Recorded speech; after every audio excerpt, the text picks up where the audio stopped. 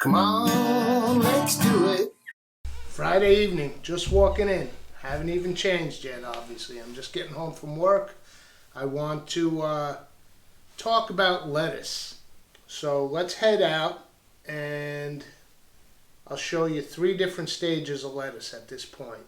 And then we'll come back in and use some of it. Come on, let's do it. Come on, let's do it. All right, there's Whitey waiting for us. Okay, you got this one roosting away, or I shouldn't say roosting, dusting. That's how they cool themselves off. Although after that heat wave, it's kind of nice and cool out. There's the newbies. They're getting pretty big. You saw them a couple weeks ago. Now, they all kind of tolerate each other, but they still don't hang with these guys. These guys got their thing going. These guys got their thing going. They still bully them a little bit. That's a beautiful bird right there. Yep. All right, let's head into the garden. Got a little rain today, which is nice. A nice light soak. Okay, lettuce. Here's the heads that I planted way back in March. And you can see this is a Parris Island Cause, a romaine. We made our Caesars out of that. I'm going to make a Caesar tonight, by the way. No big surprise, no secret. We've done it before, but you'll see why. Now this is getting ready to go to seed. See those little pods? They will contain seeds. Not quite yet. They're still kind of green. Here's the red leaf. Now at this point, let me try a leaf.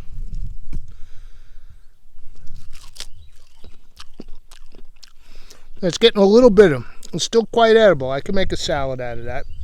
And as a matter of fact, this here is more or less like an iceberg, green leaf. And I pulled a whole head of this yesterday. So it's still edible, but it's starting to get bitter. This is probably not, once those seed heads are up. Yeah, that's way bitter. I mean, you could cook it. I love bitter greens. So that's seeded in March. Then what we have is the same Parris Island Cause, and this is Primo. I seeded this a little bit later, a couple weeks after. So I'm not gonna. This is a romaine style, so I'm gonna pull the whole head right out of the ground by the roots, and we'll make our Caesar out of that tonight. And there's one more.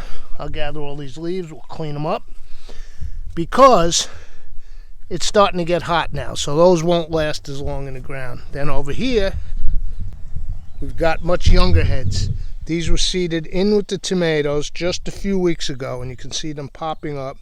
And what happens is the tomatoes, which are growing really slow this year, it's a bizarre year, but if everything goes according to plan, as those lettuces begin to grow, the tomatoes will canopy over them and give them some shade. But, you know, by mid-July, August, you're pretty much done with the lettuce, and then late August or mid-August, I'll seed new for the fall. But this way, succession planting. You get one. Boy, I've been eating that all spring. They're kind of beautiful. They look like little Christmas trees, right? The red. And then the romaine coming in. So that's how you extend your harvest season. Succession planting. Every few weeks, you put some new seeds in. Okay, let's bring that romaine that we just pulled out of the ground into the kitchen and start on our Caesar. We got some pretty ones this season.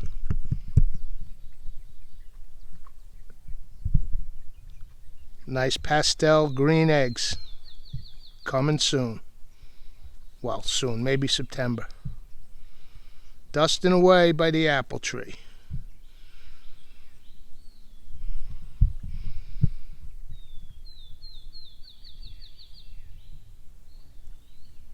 All right, I brought that lettuce in, went up and changed, washed it up real good, and then a light bulb went off over my head. I love when this happens. Okay, I was getting all my ingredients together for Caesar, which we'll see in about 1 minute. And I'm like, oh, we need garlic. And I was going to go down the basement. I got like 3 heads left from 2024. 2 of them are hanging on the clothesline down there, already sprouting. So I'll probably just make sprouts out of them. But then I was like, wait a minute. 2025.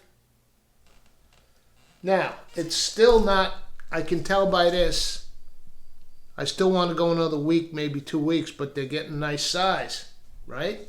So I'll wash this up, and wait till you see how juicy these heads are when you first pull them. You really want to cure it. When I harvest all the garlic cloves, you cure them. They need to be outside, in a cool spot, like I put them up in the barn on screens.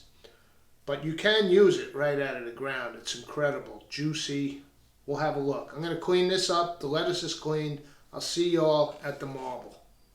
All right, dogs barking left and right. 4th's coming up. People lighting off fireworks already. I think back to the beeps. Dogs and fireworks. Ugh. All right, Caesar salad. I don't want to hear it. Everybody makes it their own way. I don't want to hear authentic, original, Caesar Cardini, this, that, the other. This is how I like to make my Caesar salad. All right? Red wine vinegar. Oh, I almost forgot. Extra virgin olive oil. Couple of drops of Worcestershire. I like anchovy. There's debate. You look online, the original, they didn't use them, they used them, whatever. I like an anchovy. Parmesan cheese. This is the garlic we just picked. I washed it down. And let me cut this in half. Give me this little knife.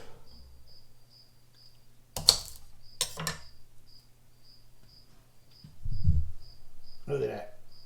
So we're going to rub that on the wooden bowl. You can't beat that. No chopped garlic in this dish. It's oily. In fact, we're going to smash it. Remember the Allison recipe? Let's give it a smash. It's full of liquid. It has not been cured yet or dried or anything. Look, you can see that garlic juice making its way onto this bowl.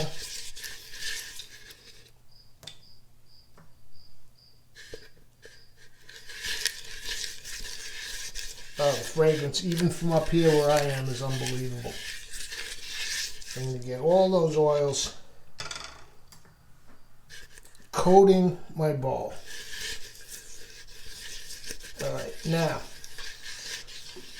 I'll just kind of leave that one. I'll wipe it again. What we want to do is take this egg, and that's why I wanted to get the girls in the vid for a little bit. And I'm going to, some people use a raw egg, a raw yolk, and I do as well, especially with my eggs, but especially when I have company, I'll do a coddled yolk, so it's kind of slightly cooked, okay? And what I found is I'll do almost like a double boiler. Which one fits better? This one's a little higher up. I'll use this one. So white yolk. I'll save the white for the morning. And I'll probably save part of the yolk for the morning as well. What did I say? White in here, right? I like the way that shallow bowl sat. Okay. Yolk in here. Let me get some water in the cup measure. We'll get that on. Come on over to the stove. Big flame. And, oh, the yolk broke, but that's okay. We're just going to coddle it a little over this warm water. All right, I'll let that cook for a minute or two, a couple minutes once the water boils up, and let's get back on over to the bowl. All right, here we go. We got the egg yolk coddling. Let's get that garlic out of there. Man, this thing is coated. I don't know if you can see the glisten. That's all garlic oil. And now what I'm going to do is I'm going to put 1 anchovy. That's all I need. And I'm just going to take my fork start mashing this guy up against the side of the bowl. It's easier on the flat side here. There you go. Okay. Is that on? I'm just kind of mashing it into a paste. There you go. You can see that. I didn't set my lights up. I was in too much of a hurry. The lighting is awful. I'm just making like a paste out of that. And now what I'll do is add a couple of drops of this red wine vinegar, which will help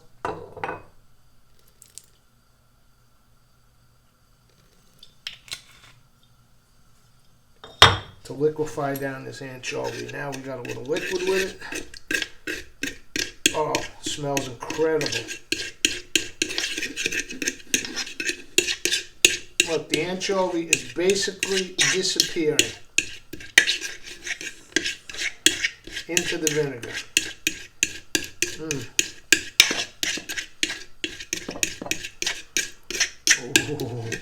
So we're starting with our acid, so now let's add a little lemon juice.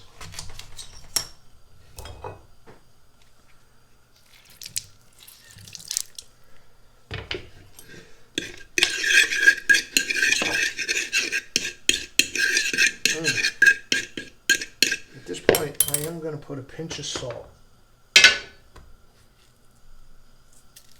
Maybe a little black pepper.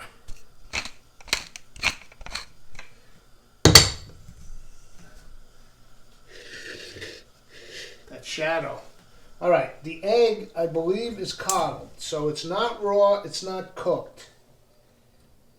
Look, it's partially cooked. And I actually don't want the whole yolk, so that's good. I'm just going to pour in like so. This way, if people have any raw egg fears, you coddle the yolk. I don't have those fears, but I wanted to show that aspect of it, right? So now, we've got that. We can try to slightly emulsify this. So we're going to go in with some extra verge. And you know what? I'm going to get my whisk. My nice big balloon whisk. And drizzle. Not a lot. We're not making mayonnaise here. We're making Caesar dressing.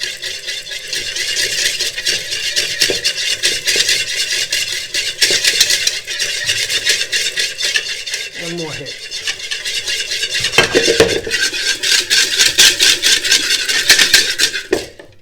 Time for some QC around here. Now this is a salad. It's not getting cooked. So even though it's just me, for best practices, I'll use the 2-spoon method.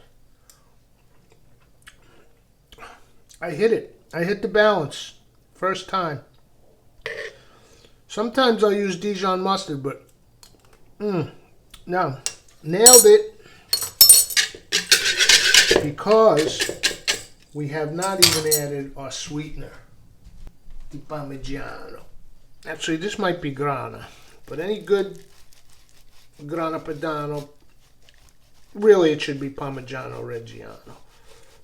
Which, wait a minute, I think this might be. Let me get a sliver.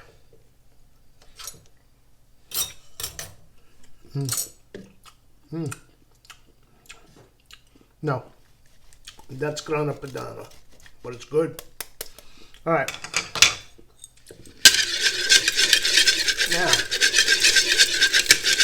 what I do is I shave cheese on at the end as well.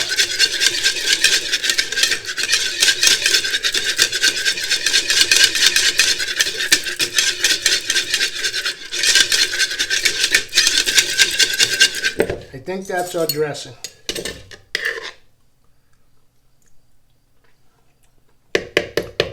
Yes, it is. We're going to let that sit. And let me clean up the counter a little because I want to talk about croutons.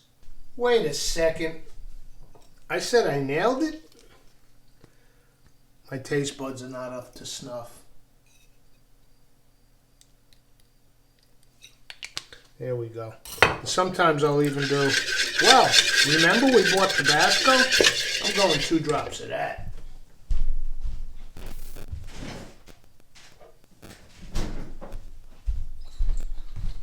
I can hear the shouts and screams already. That's not Caesar. It is for me tonight. How could I forget the Worcestershire?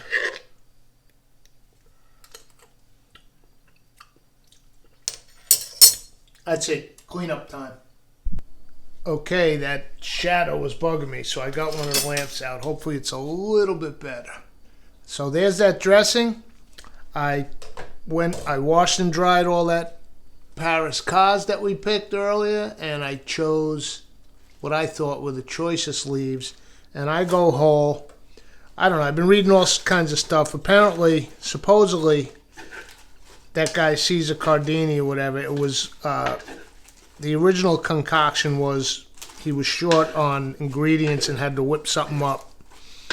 And what I have read is that the original one was not even supposed to be a tossed dressing salad like this, but that these whole leaves of romaine was supposed to be like dipped in, almost to like a dip to the dressing, but not me. I like a Caesar salad. Okay, so it's tossed. However, we need our croutons, right? Well, I don't have any bread, no croutons. I think I already did this. We did a calamari episode way back, and I believe I talked about this. We're going to make calamari croutons, all right? I've had this soaked. I washed it. I dried it. And I had it in my freezer. To be honest with you, when I took it out this morning to thaw, I thought it was shrimp. You can use anything, but I got this from Dan Smith, the old proprietor chef at the Times restaurant in Kingston, one of my favorite restaurants. Guy was a great chef, and this was his little concoction, so I do not take credit for this. I've done it before. I thought I was taking shrimp out. Any crouton is good, right?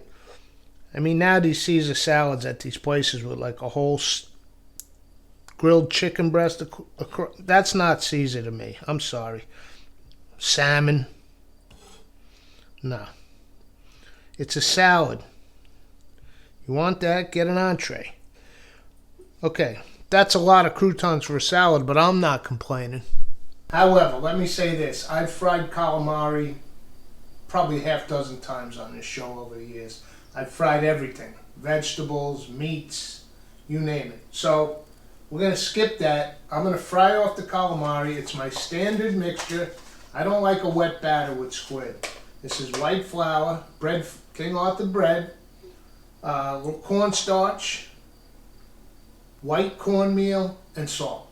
That's it. That's my batter. So I'll fry off the squid in olive oil, and I'll see you back to the salad. It's technique, baby. It's all technique. Tools and technique. That's what it boils down to. All right, they're just out.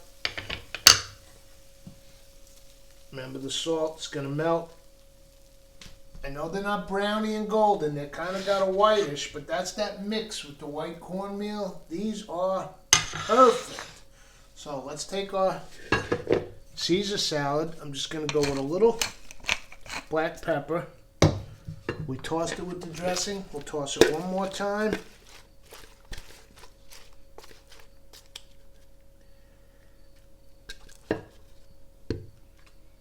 Get it out on our platter here.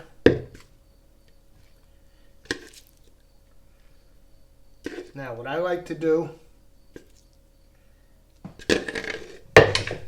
is, I got a few capers here. Again, non-traditional. That's not part of a Caesar. Especially with the calamari croutons. I want some capers. Let's get a little salt, a little lemon. We already did the salt on our squid. These are our croutons, right?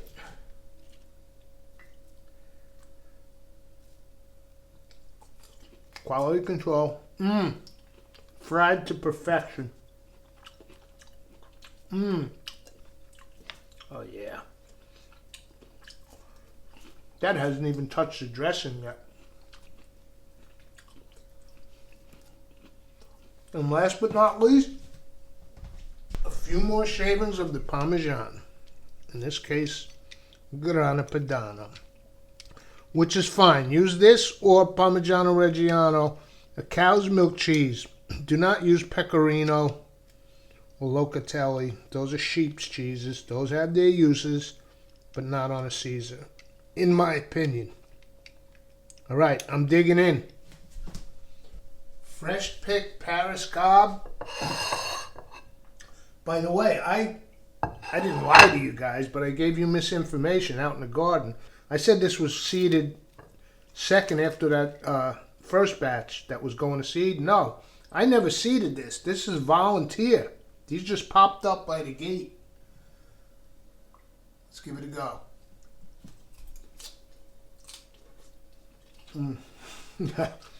I've done this a dozen times with these escroutons. It's unbelievable. Oh, man.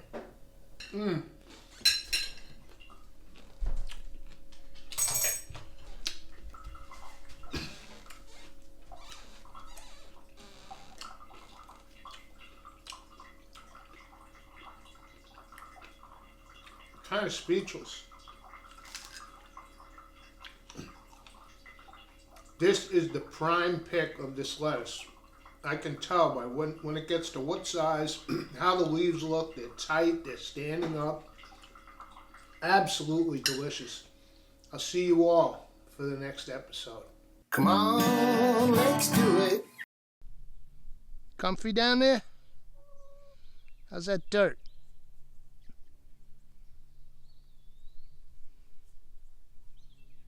It's also how they clean themselves.